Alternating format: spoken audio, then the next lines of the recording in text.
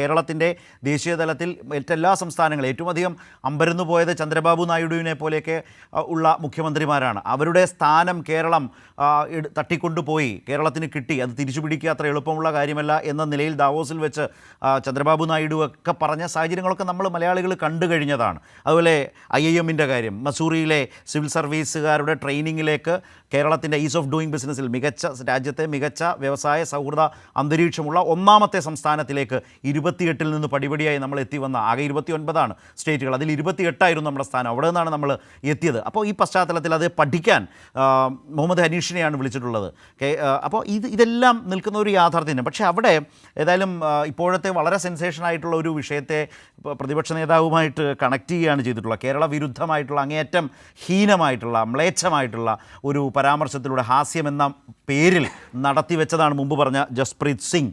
ആ നിലയിലുള്ള കേരള വിരുദ്ധതയുടെ ഒരു പ്രതീകമായി പ്രതിപക്ഷ നേതാവ് മാറുന്നു എന്നുള്ളത് അദ്ദേഹം തന്നെ അറിയുന്നുണ്ടോ എന്ന പ്രശ്നം ഇക്കാര്യത്തിലുണ്ട് എന്ന് പറയുന്നതൊക്കെ വലിയ ഗൗരവമുള്ള ചർച്ചാ വിഷയങ്ങൾ തന്നെയാണ്. നിജേഷ്, ഇവിടെ ഒരു പ്രധാനപ്പെട്ട കാര്യം, നമ്മൾ ഈ ചർച്ചയുടെ തുടക്കത്തിൽ ബഹുമാന്യനായ KPCC പ്രസിഡന്റ്, ബഹുമാന്യനായ പ്രതിപക്ഷ നേതാവ് രണ്ടുപേരും പറഞ്ഞത് കേട്ടു.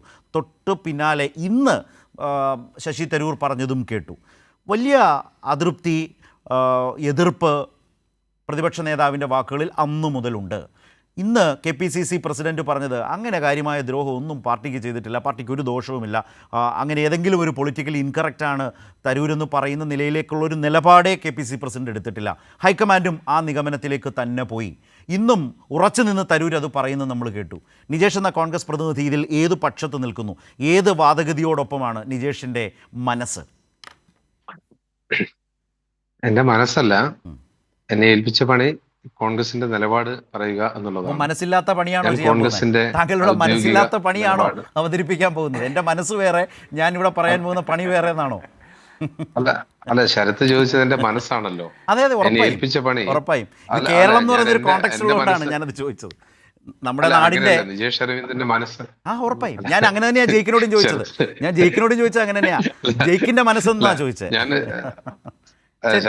ഞാനത് ആസ്വദിക്കായിരുന്നു. ഇനിയും ഞാനും ആസ്വദിക്കായിരുന്നു. കാരണം ജയിക്കിന്റെ ഏകദേശം 13.5 മിനിറ്റ് നീണ്ടു നിന്ന പ്രഭാഷണം ഞാൻ ഒരു സംഗീതം പോലെ തടസ്സപ്പെടുത്തലുമില്ലാതെ ഞാൻ കേട്ടുകൊണ്ടിരിക്കുകയായിരുന്നു. എന്നോട് ചോദിച്ച ചോദ്യത്തിന്റെ ആദ്യ ഉത്തരം ഞാൻ ഒരു സംശയം പറയുമ്പോഴേക്കും ശരത്തിന്റെ ആ സ്നേഹപൂർവമായ ഇടപെടൽ ഞാൻ വളരെ സ്നേഹത്തോടെ തന്നെ സ്വീകരിക്കുന്നു. ഞാൻ ഒരു ചെറിയ കാര്യം പറഞ്ഞു ശരത്തെ. കോൺഗ്രസിൽ ഈ വിഷയവുമായി ബന്ധപ്പെട്ട് യാതൊരു തരത്തിലുള്ള പ്രയാസങ്ങളുമില്ല.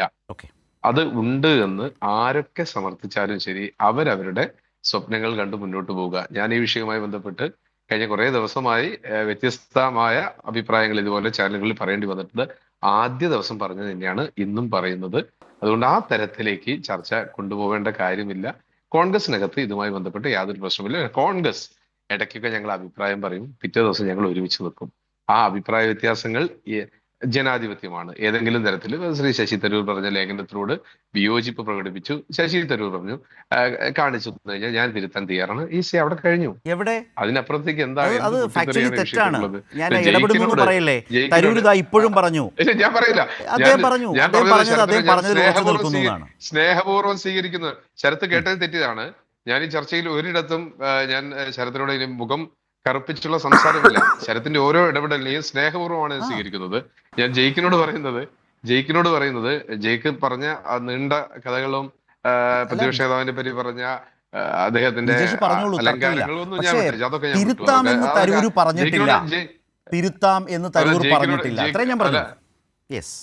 ഡാറ്റ എനിക്ക് തന്നാൽ, നിങ്ങൾ എന്നെ കാര്യങ്ങൾ അറിയിച്ചു തന്നാൽ ഞാൻ തിരുത്താം എന്ന് വെച്ചാൽ പറഞ്ഞത് അത്രയും അതിൽ ഉറച്ചു നിൽക്കുന്നതല്ലേ അതിന്റെ മലയാളം? എന്താണ് നിജേഷ്? അതായത് ഞാൻ പറഞ്ഞതിൽ ഉറച്ചു നിൽക്കുന്നു, ഇനി മറിച്ചാണെങ്കിൽ ആ ഡേറ്റ വരട്ടെ, ഞാൻ പരിശോധിക്കാം, നിലവിലെ ബോധ്യങ്ങളിൽ ഇതല്ലേ പറഞ്ഞത്? അല്ല, ശശി തരൂർ ഞാൻ ഡിപ്പെൻഡ് ചെയ്ത 2 കാര്യങ്ങൾ ഇതാണ്. ചർച്ചകൾ പിറ്റേ ദിവസം ആനുകാലിക പത്രങ്ങളിലൊക്കെ വന്നു. എനിക്ക് തോന്നുന്നു മാധ്യമത്തിലാണ് അത് വളരെ കൃത്യമായിട്ട് ആ ജീനോം കാര്യങ്ങൾ പറഞ്ഞു. അതൊക്കെ ഇത് യഥാർത്ഥ സംഭവമാണോ അല്ലയോ എന്നുള്ളതാണല്ലോ പരിശോധിക്കുന്നത്. ഇപ്പൊ കൊളംബോയിലാണെങ്കിൽ എനിക്ക് ശരത്തിന് ബുദ്ധിമുട്ടാണ്, കൊളംബോയിൽ ഇങ്ങനെയൊക്കെ സംഭവിച്ചു എന്ന്. ജയിക്ക് എന്റെ വിശ്വാസപ്രകാരം കോട്ടയത്താണ്, ഞാൻ കോഴിക്കോടാണ്. ഞാൻ ജയിക്കിനോട് വളരെ സ്നേഹപൂർവ്വം നമുക്കൊരു വാഹനത്തിൽ ജയിക്ക് ഒരുമിച്ച് പോകും, അതിന്റെ ചെലവ് മുഴുവൻ കോൺഗ്രസ് പാർട്ടി എടുത്തോളാം, ഈ ശ്രീ പി രാജീവ് കഴിഞ്ഞ ദിവസം പ്രഖ്യാപിച്ച ആ 44,000 കോടി രൂപയുടെ പദ്ധതിയിൽ 615 പദ്ധതികൾ 1 കോടി രൂപയുടെ മുകളിലും 203 പദ്ധതികൾ 100 കോടി രൂപയുടെ മുകളിലുമാണ് എന്നാണ് അദ്ദേഹം പറഞ്ഞത്. ടൈംസ് ഓഫ് ഇന്ത്യയിൽ ഉണ്ടായിരുന്നു. നമുക്ക് നെറ്റിലൊക്കെ നോക്കി കഴിഞ്ഞാൽ കിട്ടും. ആ 1 കോടിയുടെ 603 ഞാൻ വിട്ടു. ഈ 100 കോടിക്ക് മുകളിലുള്ള 203 സംരംഭങ്ങൾ ഒന്ന് നേരിട്ട് കാണാൻ ജയ്ക്ക് വരികയാണെങ്കിൽ ഞാനും വരാം.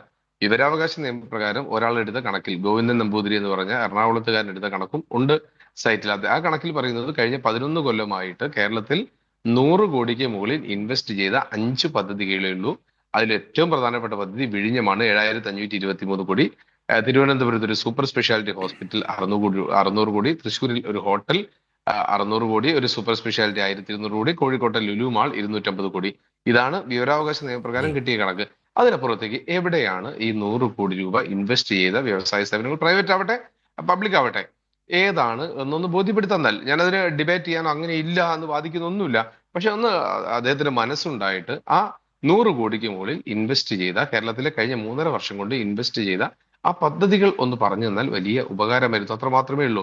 പിന്നെ അദ്ദേഹം 7 ലക്ഷത്തി സംതിങ്ങിന്റെ കണക്ക് പറഞ്ഞു. MSMEയിൽ 3 ലക്ഷത്തി ചില്ലാനം രജിസ്റ്റർ ചെയ്തിട്ടുണ്ട് എന്ന് പറയുന്നു. മറ്റൊരു സർക്കാർ കണക്കിൽ 67,000 എന്ന് പറയുന്നു.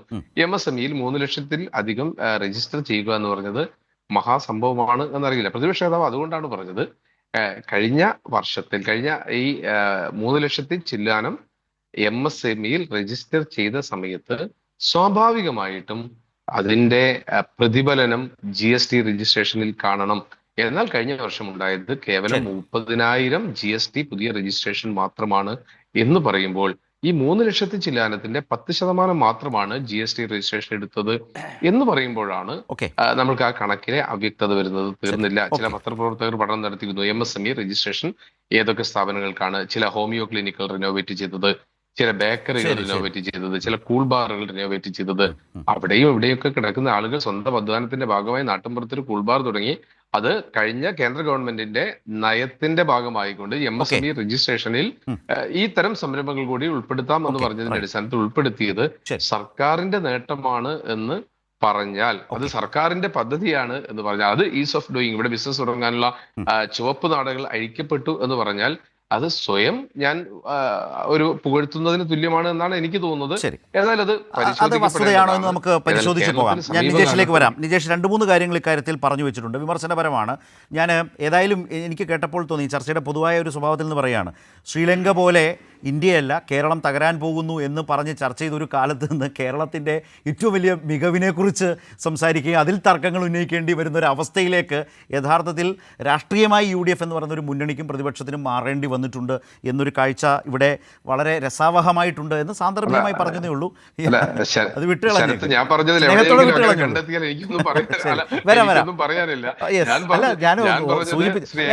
ഭാഷയിൽ പറഞ്ഞ പോലെ എനിക്ക് ക്രിസ്റ്റൽ ക്ലിയർ ആണ്. ശരി, അതായിക്കോട്ടെ. ഞാനത് ചാർത്തി തന്നിട്ടില്ല. നിജേഷ് പറഞ്ഞു ഞാൻ പറഞ്ഞിട്ടേ ഇല്ല. ഒരു കാലത്തെ ചർച്ചകളും ആശയങ്ങളും ഓർമ്മിച്ചു എന്ന് മാത്രം. ഞാൻ പക്ഷെ ഒരു സംശയമുണ്ട്. ശശി തരൂർ താങ്കളുടെ നേതാവായിട്ടുള്ള ശശി തരൂർ, കോൺഗ്രസ് പ്രവർത്തക സമിതി അംഗം, ഇന്ന് വൈകിട്ടും പറഞ്ഞത് ഡേറ്റ വെച്ച് തിരുത്താമെന്നാണോ? ഇനി അങ്ങനെ എന്തെങ്കിലും വന്നാൽ ഏത് നിലയിൽ അത് തിരുത്തുന്നതിനെ കുറിച്ചാണ്? ഇതുവരെ പറഞ്ഞതിൽ എന്താണ് അദ്ദേഹത്തിൻ്റെ പൊസിഷൻ?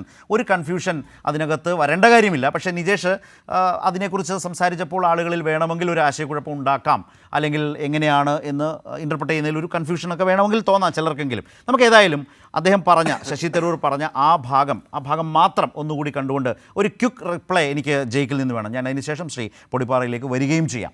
തരൂർ പറഞ്ഞ ഒന്നുകൂടി കാണാം. ഡേറ്റ സൈറ്റ് ചെയ്ത സോഴ്സസ് ഒക്കെ ആർട്ടിക്കിളുണ്ട്. ഇനി വേറെ സോഴ്സസിൽ വേറെ ഡേറ്റ ഉണ്ടെങ്കിൽ അത് കാണാൻ തയ്യാറാണ് ഞാൻ. നിങ്ങൾക്കറിയാം, ഞാൻ എല്ലാം ഒരു അടിസ്ഥാനത്തിലേ എഴുതുള്ളൂ. അപ്പോൾ ഞാൻ സോഴ്സ് എഴുതിയിട്ടുണ്ട്, ഗ്ലോബൽ ഇക്കോസിസ്റ്റം റിപ്പോർട്ട്, മറ്റേത് is of doing business rankings. ഇനി വേറെ വല്ല മാറ്റം വന്നു കഴിഞ്ഞാൽ ഇത് രണ്ടും CPIMൻ്റെ അല്ലല്ലോ. ഈ ease of doing business ranking central ഗവൺമെൻറ്റിനാണ്, ഗ്ലോബൽ ഇക്കോസിസ്റ്റം റിപ്പോർട്ട് ഒരു അന്താരാഷ്ട്രീയ മേഖലയിലാണ്. അപ്പോൾ ഈ 2 പേർക്കും വേറെ ഡേറ്റ കിട്ടിയാൽ ഞാൻ സുഖമായിട്ട് മാറ്റാം. എനിക്ക് ഞാൻ ആർക്കും വേണ്ടി, ഞാൻ കേരളത്തിന് വേണ്ടി മാത്രമാണ് സംസാരിക്കുന്നത്, എഴുതുന്നത്. ഇപ്പോൾ എനിക്ക് തോന്നുന്നത് ക്ലിയർ ആയിട്ടുണ്ട്. നമുക്കതൊരു ഡിബേറ്റിലേക്ക് കൊണ്ടുപോകേണ്ടതല്ല. പക്ഷേ എങ്കിലും നിജേഷ് അത് പറഞ്ഞതുകൊണ്ടുകൂടി നമ്മളതൊന്ന് വീണ്ടും കാട്ടി എന്നുള്ളതാണ്.